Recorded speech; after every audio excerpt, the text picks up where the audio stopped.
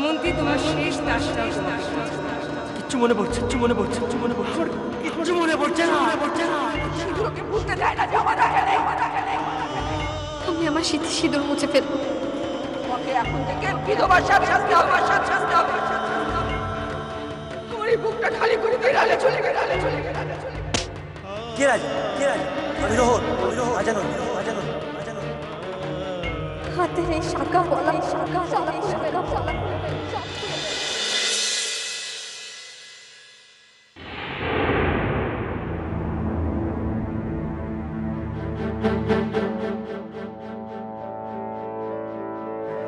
একদিন রাজা নিজেকে ঠিক খুঁজে পাবে। কখনো রাজা হতে পারে না।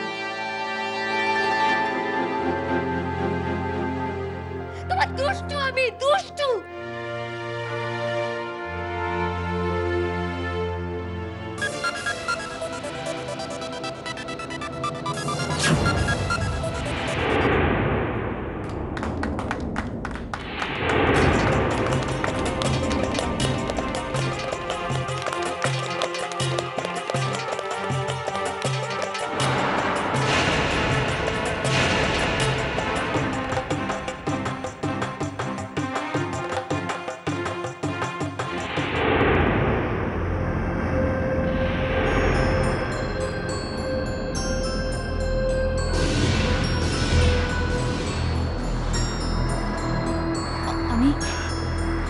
কি হয়েছে?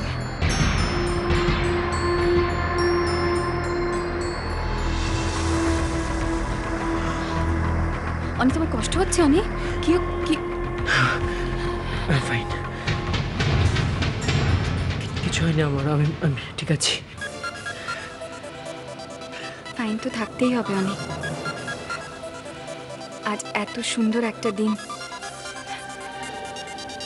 এরকম একটা মুহূর্তে না নেই, মাকে খুব মিস করছি জানো। আচ্ছা, আপনার মা আসেননি কেন? উনি কি খবর পাননি? মা আসবারই কথা তো ছিল। তো কথা ছিল তো আসেননি কেন? আসবেন তো, আসবেন তো। আমার সঙ্গে ফোনে কথা হয়েছে মেঘার মায়ের। আসলে শিলিগুড়ি না অনেকটা দূর, ওখান থেকে এত তাড়াতাড়ি আসতে পারেননি, কিন্তু আমাকে বলেছেন উনি আসবেন।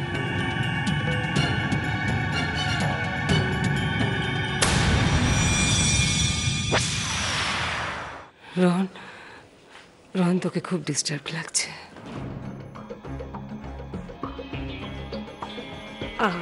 আমি বুঝতে পারছি কেন তোর এরকম হচ্ছে।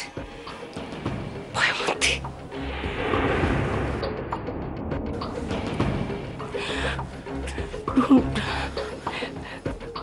ধরে নে না পয়মন্তী, তোর জীবনে একটা তোর স্বপ্ন। হ্যাঁ, ওই দুঃস্বপ্নের রাতটা কাটিয়ে এখন একেবারে ঝরঝরে সকাল। রোহন, রোহন ফ্রি হ, রিল্যাক্স, রিল্যাক্স শোনা। রোহন, একটু, দ্যাটস লাইক আ গুড বয়।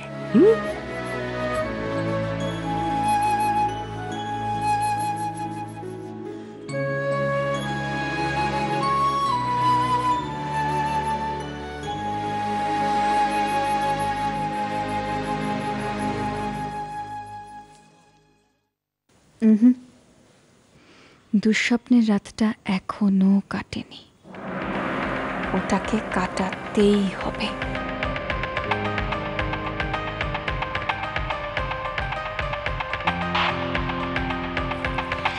এই যে মশাই, সারাক্ষণ অন্য মানুষকে ডাকলে চলবে? আরে বাবা, আমারও তো ইচ্ছে করে আমার বরটা একটু আমার দিকে তাকাক, আমাকে একটু প্রেস করুক, আমাকে কেমন লাগছে একটু বলুক। তা না, সারাক্ষণ অন্য মানুষ, ভালো লাগে।